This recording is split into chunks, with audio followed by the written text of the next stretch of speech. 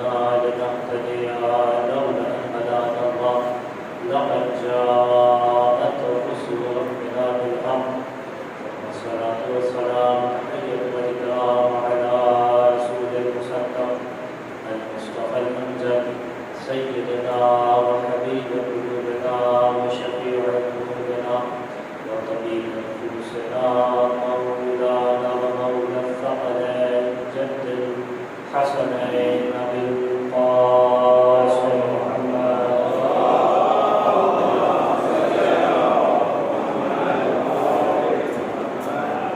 وعلى أهل بيته الطيبين الطاهرين المعصومين المظلومين المنتجبين المنتخبين الميامين الذين أنعم الله عنهم ومكث أهل البيت ويطهرهم تطهيرا.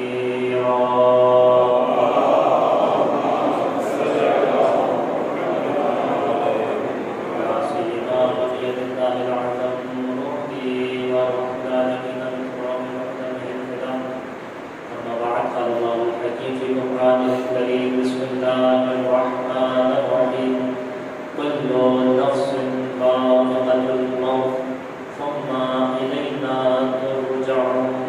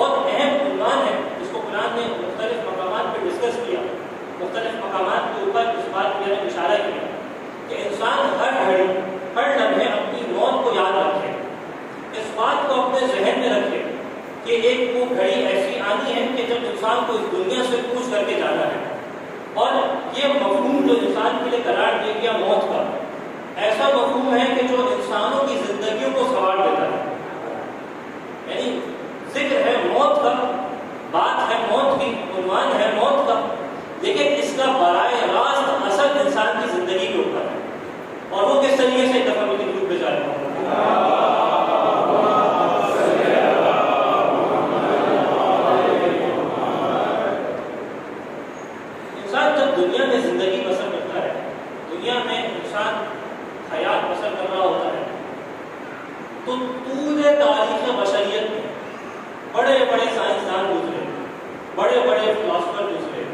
بڑے بڑے حکیم گزرے، بڑے بڑے ماہر طب گزرے، کوئی ایسا طاقتور شخص دنیا میں نہیں رہا کہ جو ہمیشہ دنیا میں رہا ہو۔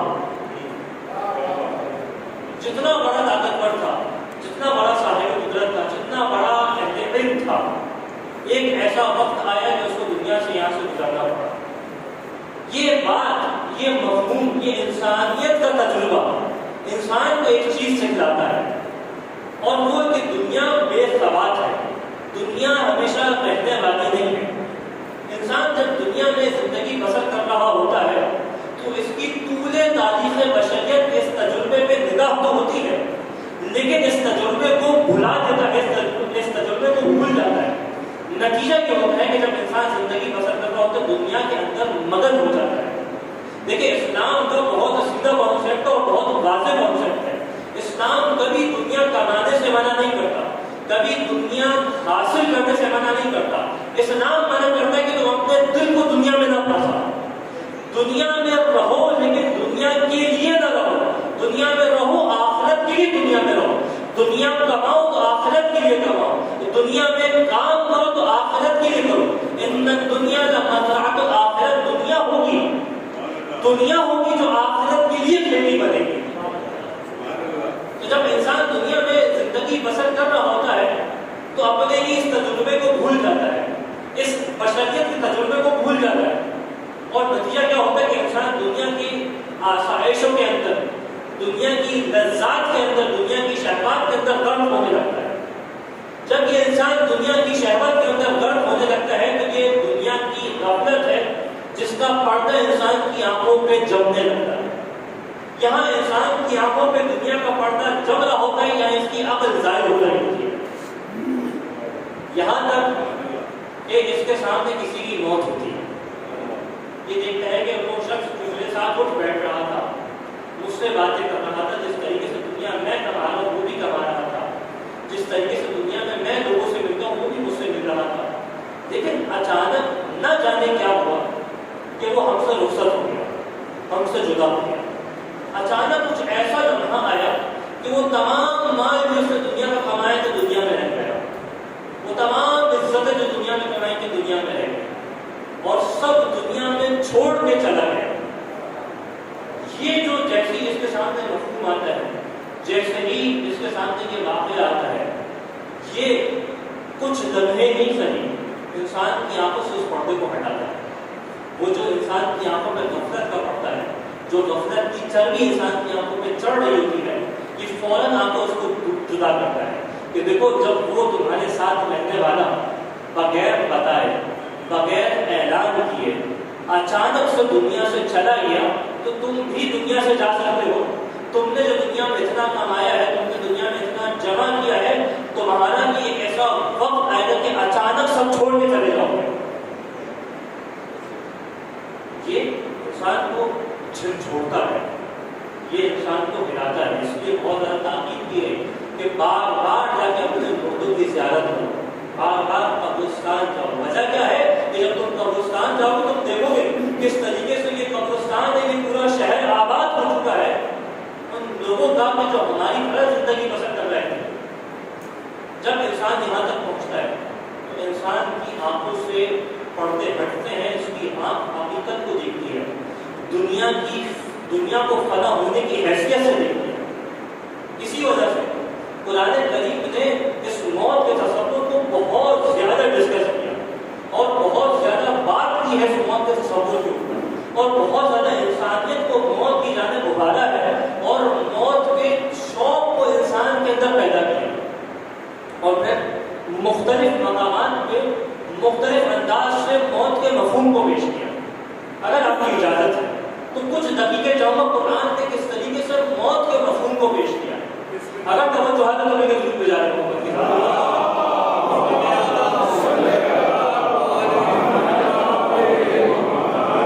ایک بڑا عجیب سفر ہے قرآن نے جو موت کا پیش کیا، بڑا لطیف سفر ہے، بڑا پرذائقہ سفر ہے۔ کبھی کس انداز سے اعلان ہوا کوئی نفس ذائقۃ الموت، ابھی آپ کے سامنے آیت پڑھی ثم الینا ترجعون، کہ ہر نفس کو، ہر شخص کو، ہر ذی روح کو موت کا مزہ چکھنا ہے، اور اس اس کے بعد ہماری جانب پلٹایا جائے گا. کبھی اس انداز سے اعلان ہوا کہ قل لن ينفعكم الفرار ان فررتم من الموت. جب اللہ کے رسول مدینے میں رہنے والے مسلمانوں کو سورہ مبارکہ احزاب میں اعلان ہے کہ جب مدینے میں رہنے والے مسلمانوں کو میدان جنگ کی جانب پکار رہے تھے اور یہ مسلمان اللہ کے رسول کی بارگاہ میں آ کے بہانے پیش کر رہے تھے تو فوراً اعلان ہوا سورہ مبارکہ توبہ میں سورہ احزاب میں کہ قل اے حبیب کہہ دیجیے کہ لن ينفعكم الفرار من الموت کہ دیکھو اگر تم فرار چاہتے ہو بھاگنا چاہتے ہو تو یہ فرار تمہیں موت سے فائدہ پہنچانے والا نہیں ہے. اگر تم بہانے بنا کے موت سے دور ہونا چاہتے ہو تو موت تم تک آگے رہے گی. کبھی کس انداز سے سورہ مبارکہ نحل میں اعلان ہوا کہ ابھی تک تو انسانوں کی موت کی بات چل رہی تھی, قرآن نے عنوان بدلا اور نباتات کی موت کی جانب آیا کہ واللہ اللہ وہ ہے انزل من السماء ماء کہ جس نے آسمان سے پانی کو نازل کیا فاحیا الارض بعد موتها بس اس پانی کے ذریعے سے زمین کو موت کے بعد حیات دی. زمین کو بھی موت ہے اور پالنے والے نے آسمان سے نازل ہونے والے پانی کے ذریعے سے زمین کو موت کے بعد حیات دی. پھر کبھی سورہ مبارکہ جمعہ میں اعلان کیا اور ایک دفعہ مخاطب کیا یہودیوں کو کہ کہہ دیجئے قل یا ایھا الذین ھادوا ان زعمتم انکم اولیاء للہ کہ اے وہ لوگ جنہوں نے دین یہودیت کو اختیار کیا ہے ابھی ان سے کہہ دیجئے کہ اگر تم یہ گمان کرتے ہو کہ تم اللہ کے دوست ہو, اگر تم یہ گمان کرتے ہو کہ تم اللہ کے دوست ہو تو فتمنوا الموت تو جاؤ تم موت کی تمنا کرو. ان کنتم صادقین اگر تم سچے ہو اپنے دعوے کے اندر جاؤ موت کی تمنا کرو. یعنی اس کا سمجھ میں آیا کہ موت کی تمنا کرنا علامت حق ہے. جس کو اپنے حق پہ ہونے کا یقین ہوگا وہ موت کی تمنا کرتا دکھائی دے گا.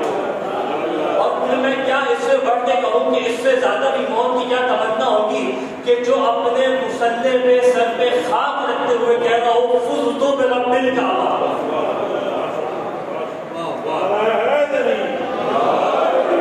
میں قرآن کا سفر ہے محمد بلند صلوات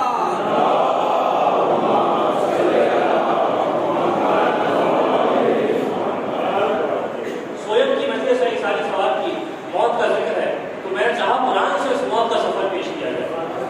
تو کیا کہا کہ اگر تم حق کی تمنا کرتے ہو, اگر تمہیں لگتا ہے تم حق پہ ہو, تم اللہ کے دوست ہو, تم موت کی تمنا کرو کیونکہ مرنے کے بعد وہی اللہ تمہارے ساتھ ہوگا. ہم بھی موت کی تمنا کرتے ہیں, تم بھی موت کی تمنا کرو. ہمیں تو یقین ہے مرنے کے بعد ہمارا انجام کیا ہوگا. اگر تمہیں اپنی بات پہ یقین ہے تو موت کی تمنا کرو. کبھی اس انداز سے اعلان کیا یہاں تک تو موت جب بات چل رہی ہے ہر مرنے والوں کو موت چاہیے, ہر مرنے والا موت میں جائے گا, زمین کے لیے موت ہے. لیکن ایک عجیب مقام ہے کہ جہاں راہ خدا میں جانے والوں کو مردہ کہا جا رہا تھا اب فوراً لہجہ الہی نے تیور بدلے, انداز الہی تبدیل ہوا کہ وَلَا تَحْسَبَنَّ الَّذِينَ قُتِلُوا فِي سَبِيلِ اللَّهِ أَمْوَاتًا کہ دیکھو جو راہ خدا میں مارا جائے, راہ خدا میں شہید کر دیا جائے, اس کو موت نہ سمجھنا, اس کو مردہ نہ سمجھنا. بل احیاء بلکہ یہ زندہ ہے اور اللہ کی جانب سے رزق پا رہے ہیں. اب تک تو کل نفس ذائقۃ الموت تھا لیکن عنوان بدل گیا تو الفاظ بدل گئے. کہا دیکھو اس کو مردہ نہ سمجھنا بلکہ یہ اللہ کی جانب سے رزق بھی پا رہا ہے اور حیات جاویدانہ بھی رکھتا ہے.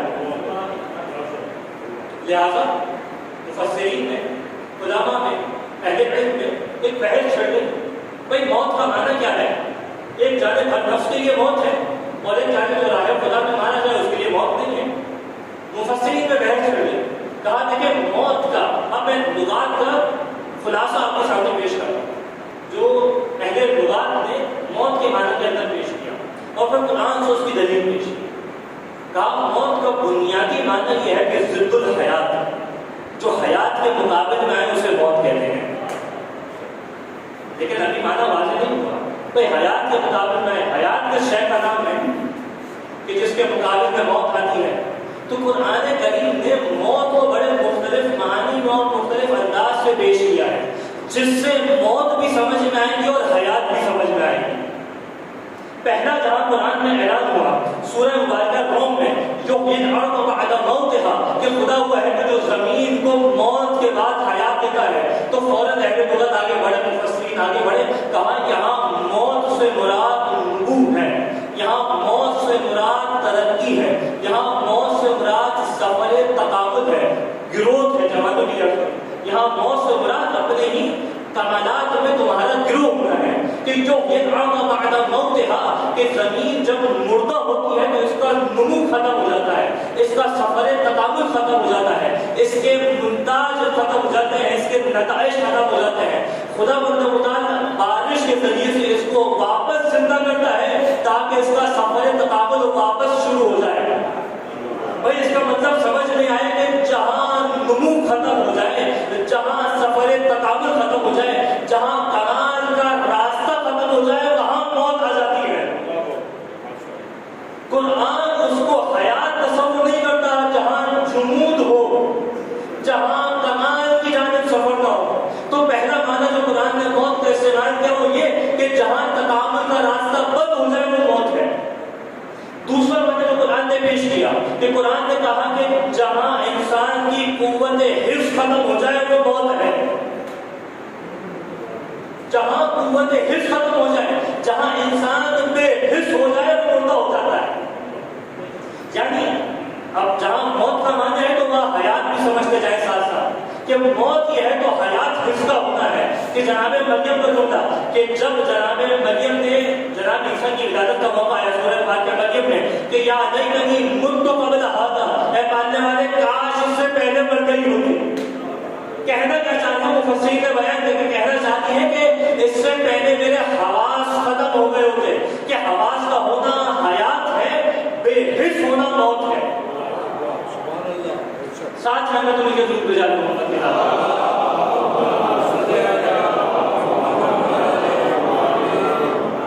بڑا عجیب سفر ہے موت کا جو قرآن نے پیش کیا۔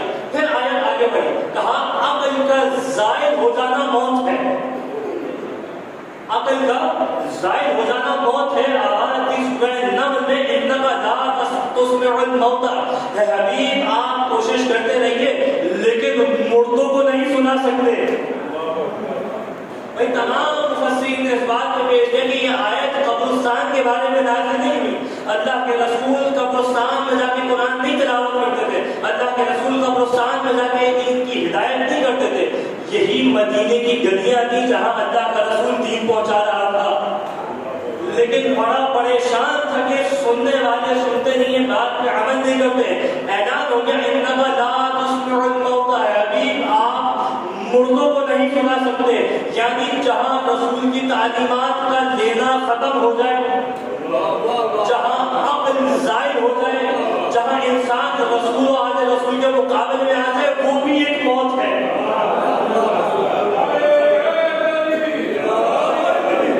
محمد آل محمد بلندر صلوات۔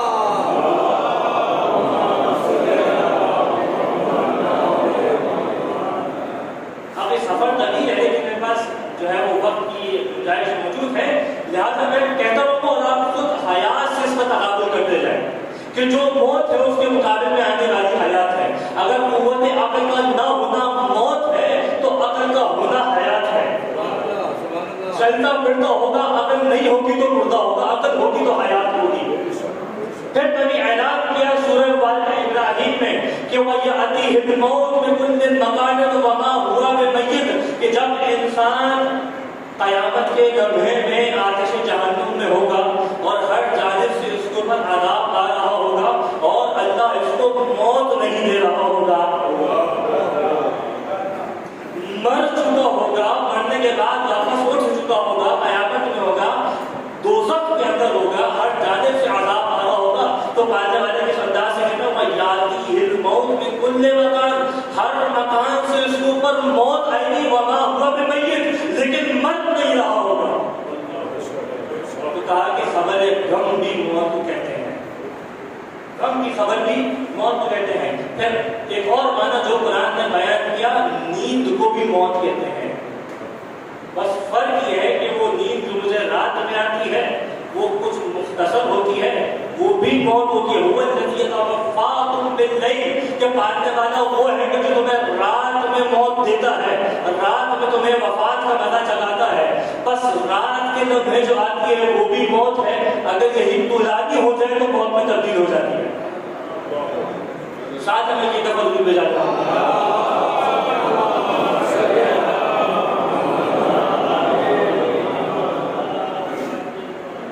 یہ بڑا عجیب سفر ہے قرآن نے موت کا پیش کیا. اسی وجہ سے جیسی حیات ہوگی ویسی موت ہوگی. جس کی جیسی حیات ہے اس کی ویسی موت ہے.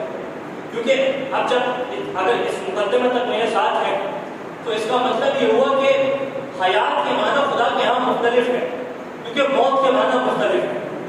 کوئی ایسے بھی ہیں جو چل پھر رہے ہیں، ظاہری حیات موجود ہے، حواس موجود ہے، لیکن عقل ظاہر ہو گئی تو قرآن مردہ شمار کرتا ہے.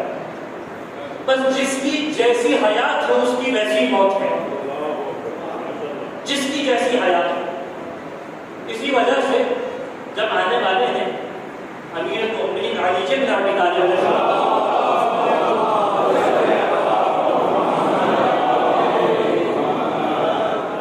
آپ کی بارگاہ میں سوال کیا، مولا صرف لنا الموت، مولا موت کو بیان کریں، موت کیسی ہے، موت کیا ہے؟ تو عجیب انداز سے امام نے موت کو بیان کیا. کہا وہ احد ثلاثۃ امور یدل علیہ، کہ موت جو ہے وہ تین امور جیسی ہے. اس میں تین باتیں ہیں، تین تقسیمات ہیں موت کی، تین کیفیات ہیں موت کی. اما بشارۃ بنعیم الابد، یا تو موت ایسی ہے کہ جو ہمیشہ رہنے والی نعمتوں کی بشارت ہے، اس کی خوشخبری ہے.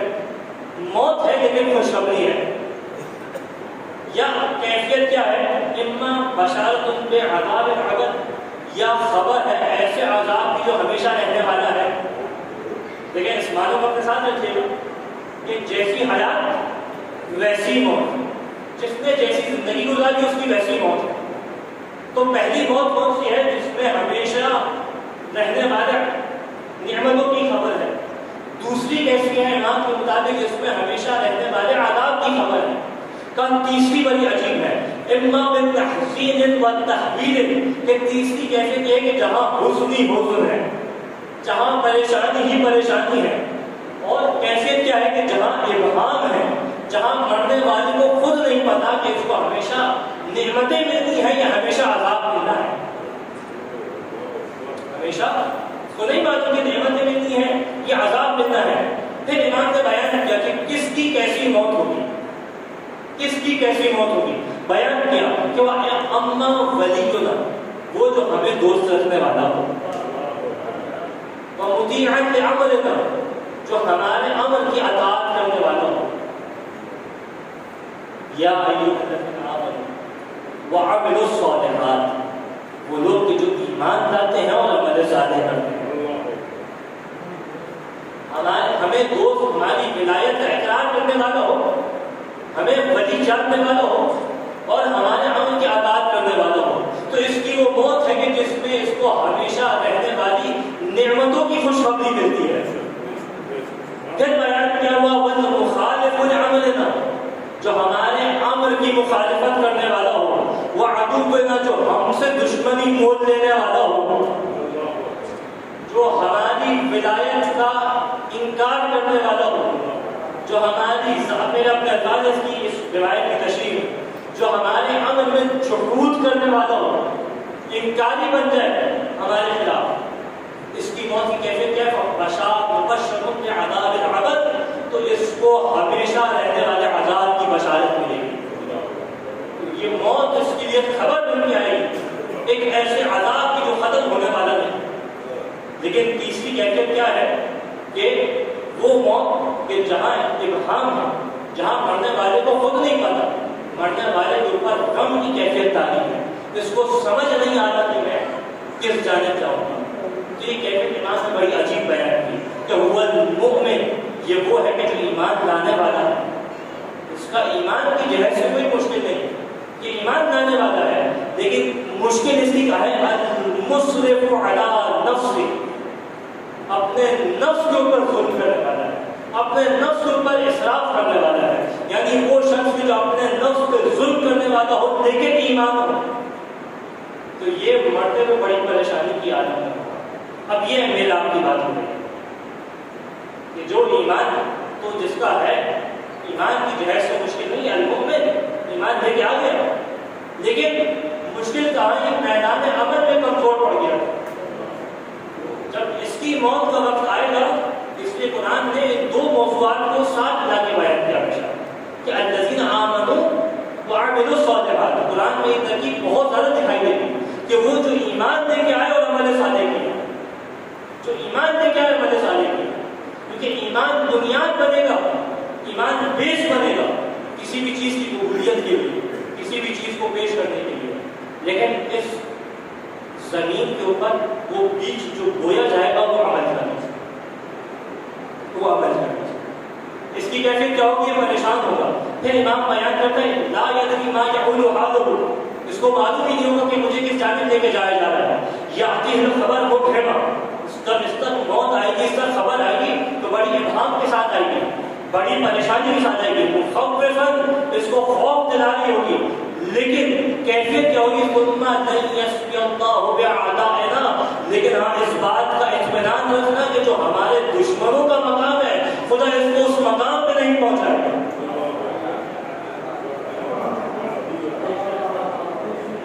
یہ محبت اس کے کام آئے گی، یہ ولایت اس کے کام آئے گی، یہ اہل بیت کے اوپر یقین اس کے کام آئے گا، یہ علی کی جانب دل کھچنا اس کے کام آئے گا کہ خدا بھی اس کو اس مقام تک نہیں پہنچائے گا کہ جو ہمارے دشمنوں کا مقام ہے. پھر بیان کہ وَاعْلَمُوا وَاطِيعُوا، اے لوگوں جان لو اور ہماری اطاعت کرو، ہماری اطاعت کرو. اور اللہ کے عذاب کو دیکھیں، جہاں یہ بیان کر رہے ہیں کہ روایت تعریف ہے، میں اس کے بہت بڑے حصے کو حذف کر رہا ہوں کہ جہاں یہ بیان کیا فوراً کا وَلَا تَسْتَغْفِرُوا بِعَذَابِ اللَّهِ، اللہ کے عذاب کو معمولی نہ سمجھنا، یعنی وہ جو معمولی کچھ عرصے کا عذاب ہوگا اس کو معمولی نہ سمجھنا. اس کے بعد امام نے بیان کیا کہ خداوند تعالیٰ اس کو 3 لاکھ سال عذاب کے اندر رکھے گا، 3 لاکھ سال تک یہ عذاب میں رہے گا. اس کے بعد قیامت کے دن خداوند تعالیٰ اس کو ہماری شفاعت کے ذریعے سے، ہماری ہدایت کے ذریعے سے اس کے اس مقام سے نکال کے اس کو جنت تک لے جائے گا.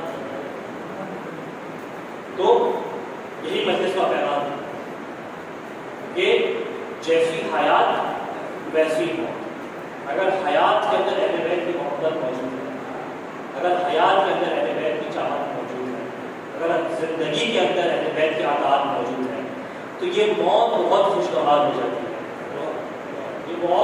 یہ موت شہد سے زیادہ شیریں ہو جاتی ہے. یہ موت جو ہے وہ بشارت ہو جاتی ہے اس خبر کی کہ جس کے اندر نعمتیں ہی نعمتیں ہیں. لیکن اگر زندگی خراب ہو تو یہ موت عذاب ابدی کی خبر ہوتی ہے. اسی لیے ہمارے ہاں موت کا تصور میں بس بالکل آخری بنائیں گے. ہمارے ہاں موت کا تصور فنا نہیں ہے، موت کا تصور انتقال ہے. ایک مکان سے دوسرے مکان پہ منتقل ہونے کا نام موت ہے. موت ختم ہونے کا نام ہے، موت ایک جگہ سے دوسری جگہ جانے کا نام ہے. اور اسی وجہ سے کیونکہ سویب کی مجلس میں کچھ بہت اہم ترین مقام بس ایک دفعہ کی روح پہ جانے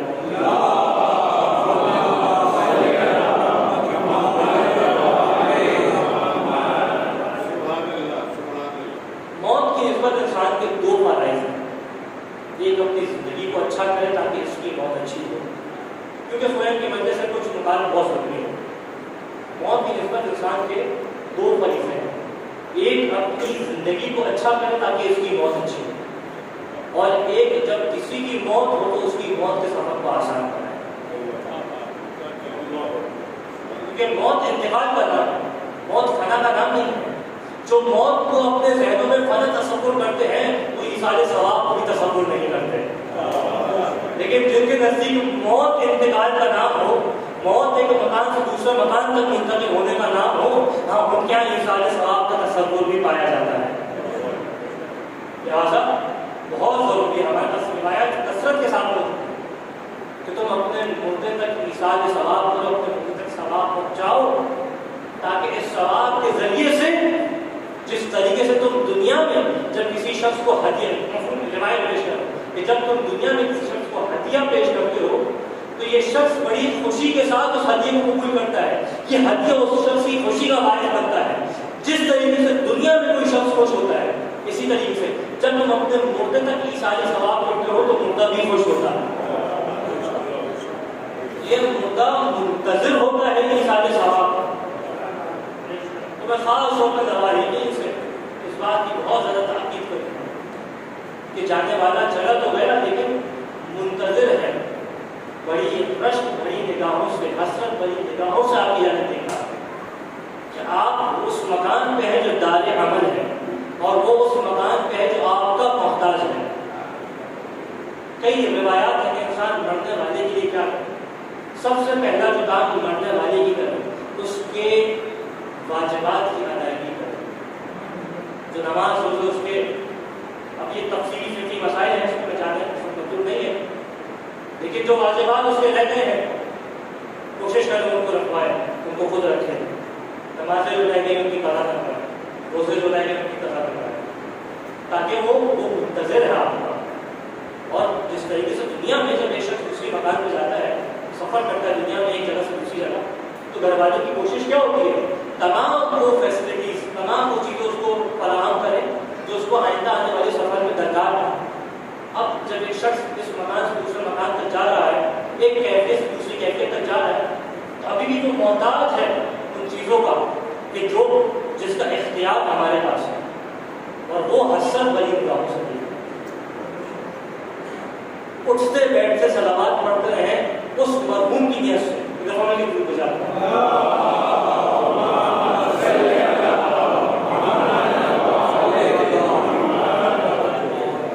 تاکہ یہ ہدیہ ثواب مسلسل اس کو پہنچتا ہے. یہاں تک روایت ہے کہ جب ایک کوئی شخص مرحوم کے لیے صدقہ کرتا ہے, قرآن پڑھتے رہیں, اٹھتے بیٹھتے درود پڑھتے رہیں, مرحومین کے واجبات کو ادا کروائیں, اور خاص طور پر جس کی تاکید ہوئی سورہ آیت الکرسی پڑھے انسان مرحوم کے لیے, سورہ انسنا پڑھے, سورہ حمد پڑھے, خاص طور پہ تاکید ہے روایات میں ہونے کے لیے. اور خاص طور پہ جو اللہ کے رسول کی روایت کے اندر بیان ہو کہ انسان صدقہ کرے میت کی نیت سے. کہ روایت ہے, مفہوم روایت ہے, میں روایت جو ابتدائی والی کتابوں میں گنجائش نہیں ہے کہ جب کوئی شخص کسی صاحب قبر کی نیت سے صدقہ کرتا ہے تو یہ صدقے کا ثواب خدا متعال 70,000 ملائکہ کے سپرد کر کے جبرائیل جو ہے اس کی قبر کے پاس لے کے جاتے ہیں اور سلام کرتے ہیں, سلام علیک یا ولی اللہ, میں اللہ کے ولی, ہادی ہدیۃ فلان ابن فلان, یہ ہدیہ ہے جو فلان ابن فلان نے تمہارے لیے بھیجا ہے. جیسے یہ ہدیہ اس تک پہنچتا ہے, یہ اللہ ہو قبر ہو, کہ جیسے کہ ثواب پہنچتا ہے, ثواب کے سبب سے اس کی قبر ہے جو نورانی ہو جاتی ہے, قبر چمکنے لگتی ہے. تو انسان منتظر ہے ہمارے سوال. لیکن ایک عجیب مرحلہ کیا ہے کہ جب ہمارا کوئی مرتا ہے تو بڑے شان سے اس کو کفن کیا جاتا ہے, بڑے شان سے غسل دیتے ہیں. میں دیکھ رہا تھا کہ جب انتقال ہوا تو بیٹوں سے آ کے تعزیت پیش کر رہے تھے, بیٹیاں رو رہی تھی تو لوگ آ کے تسلی پیش کر رہے تھے. لیکن کتنا مظلوم ہے وہ یہاں, اور کتنی مظلوم ہے اس کی اولاد. تصور کیجیے گا کتنا خوش نصیب ہے آپ کا مردہ کہ جس کو غسل بھی ملا, جس کو کفن بھی ملا, جس کو کاندہ دینے والے بھی موجود تھے. لیکن کتنا مظلوم ہے میرا یہاں کہ 3 دن خاک کربلا پہ بے گور و کفن رہا.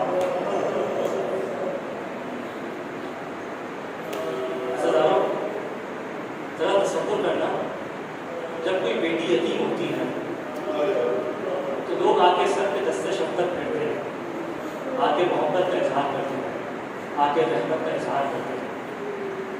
ذرا تصور کرنا جب حسین کے بچے یتیم ہوئے, حسین کی بیٹی یتیم ہوئی, آنے والا آیا تو تھا, ہاں تاریخ نے لکھا آنے والا آیا تو تھا اور آنے والے نے سر پہ ہاتھ بھی رکھا تھا, لیکن ایسا ہاتھ رکھا تھا جس کے بعد حسین کی بیٹی کو اپنے بال چھڑانا مشکل. عزیزانو، جب کسی کا کوئی مرتا ہے تو بہت دل ہوتا ہے کہ شان سے جنازہ اٹھے، لیکن شان غریبہ تاریخ نے عجیب منظر لکھا. حسین خیمے سے ودا ہو کے جیسے ہی ایک دفعہ شہادت کی صدا گونجی، ایک بہن کھڑی منظر دیکھ رہی تھی. بہنوں کی خواہش ہوتی ہے، بیٹیوں کی خواہش ہوتی ہے باپ کا جنازہ شان سے اٹھے. بہن کھڑی منظر دیکھ رہی تھی کہ اب کوئی آئے گا میرے بھائی کا جنازہ اٹھائے گا، اب کوئی آئے گا میرے بھائی کے جسم پہ خاک ڈالے گا. لیکن عجب اعلان ہوا، ایک جانب اعلان ہوا کہ لاشوں کو پامال کیا جائے. مجھے نہیں معلوم یہ جملہ زینب کے کلیجے پہ کس طریقے سے گزرا ہے کہ لاشوں کو پامال کیا جائے. بہن کھڑی منظر دیکھتی رہی. عرب تھے، ان کی غیرت جاگی، ایک ایک کر کے آگے بڑھنے لگے اور کہنے لگے فلانا ہمارے قبیلے کا ہے، اس کا لاشا پامال نہیں ہوگا.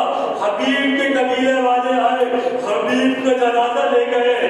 خور کے قبیلے والے آئے، خور کا جنازہ لے گئے. ارے کیسے ہو سکتا ہے مرنے کے بعد حبیب کا جنازہ پامال ہو جائے؟ کیسے ہو سکتا ہے مرنے کے بعد خور کا جنازہ پامال ہو جائے؟ ابھی خور کے گھر والے موجود ہیں، حبیب کے گھر والے موجود ہیں.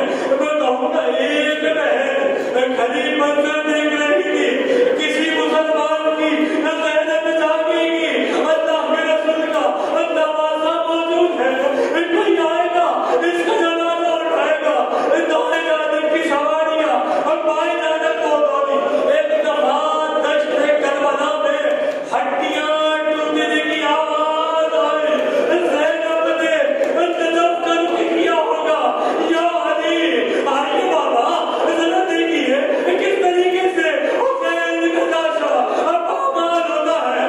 ایک دفعہ مدینے کا رخ کیا ہوگا یا رسول اللہ ذرا دیکھیے آپ کا نوازا.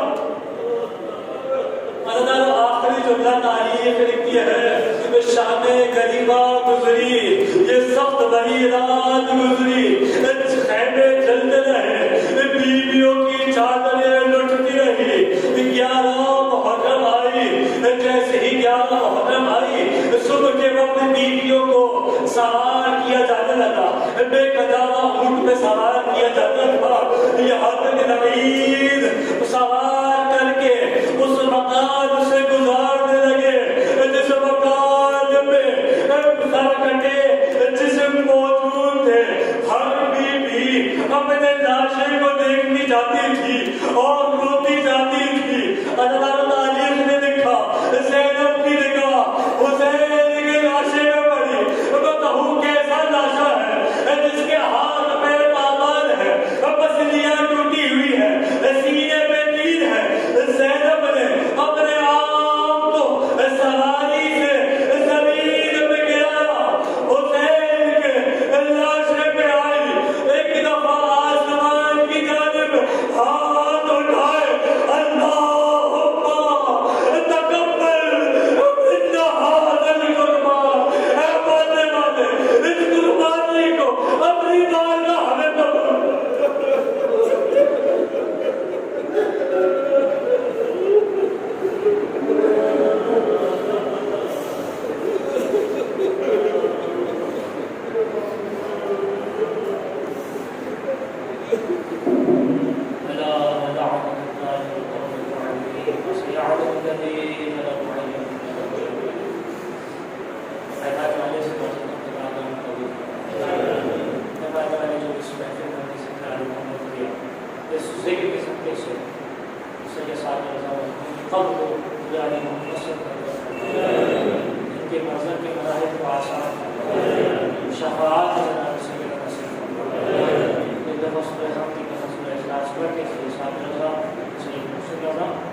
اور تمام